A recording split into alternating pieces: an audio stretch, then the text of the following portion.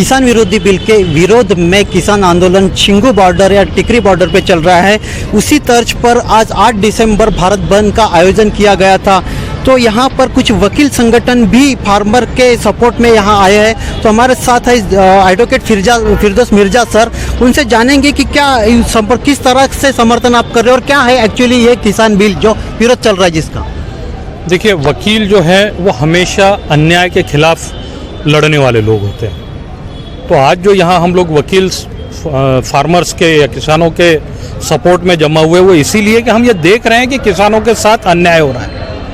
अकेले किसानों के साथ नहीं, बल्कि ये देश की 80% गरीब जनता के साथ अन्याय है। जो 3 कानून आए हैं उसमें एक कानून ये कहता है कि किसान एग्रीमेंट के साथ खेती कर सकता है।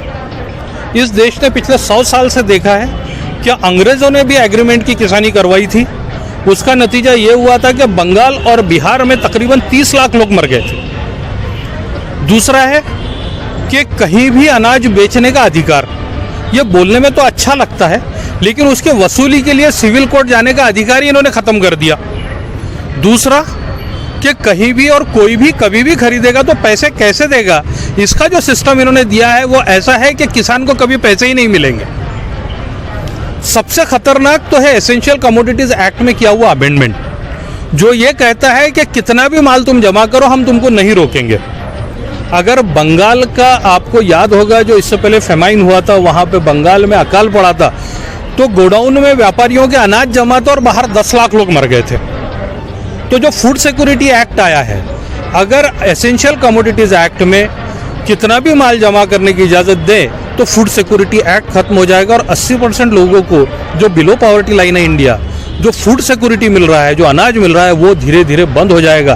तो ये देश के हित में नहीं है, किसानों के हित में नहीं है, ये आम जनता के हित में नहीं है। इसलिए सारे वकील यहाँ जमा हैं और इस कानून का हम विरोध कर रहे हैं। सर, देखा जा रहा है कि सिर्फ पंजाब के ही किसान आगे आ रहे हैं, बड़े पैमाने पे आंदोलन कर रहे हैं, लेकिन बाकी राज्यों के जो है किसान वो आगे नहीं आ रहे। तो क्या आगे आना चाहिए?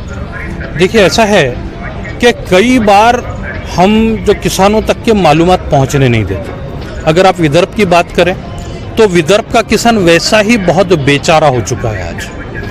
अगर वो एक दिन अपनी खेती से निकलता है तो दूसरे रोज खाएगा क्या, ये उसके सामने सवाल है। छोटे छोटे हैं, तो अब ये जो छोटे छोटे किसान हैं उनके ये समझ में नहीं आया कि मामला क्या है।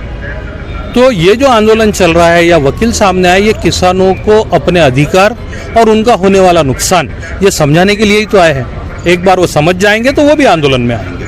कुछ गोदी मीडिया जो है वो खालिस्तानी बता रहे हैं, तो इस पे क्या आप? देखिए, ऐसा है कि पिछले अगर 6 साल से आप देखें तो अगर कोई पढ़ा लिखा आदमी किसी पॉलिसी का विरोध करे तो अर्बन नक्सल है, कोई अगर मुसलमान सीएए का विरोध करे तो राष्ट्र विरोधी है, और अगर सिख किसान सामने नजर आए तो वो खालिस्तानी है।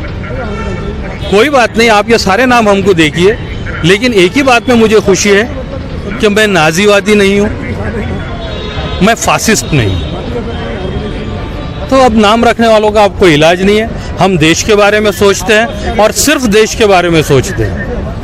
किसानों का कुछ जो है बैठकें हो रही है कृषि मंत्री के साथ में, तो उसमें कुछ बैठकों में समाधान भी मिल रहा है, लेकिन वो काला कानून वापस लेने की बात ही कर रहे हैं। तो कुछ एमएसपी है, एपीएमसी है, वो भी कुछ उस पर भी काम करना चाहते हैं, उसमें भी समझ देना चाहते हैं, लेकिन इसके बावजूद भी किसान चाहते हैं कि काला कानून वापस ले। क्यों वापस लेना चाहिए?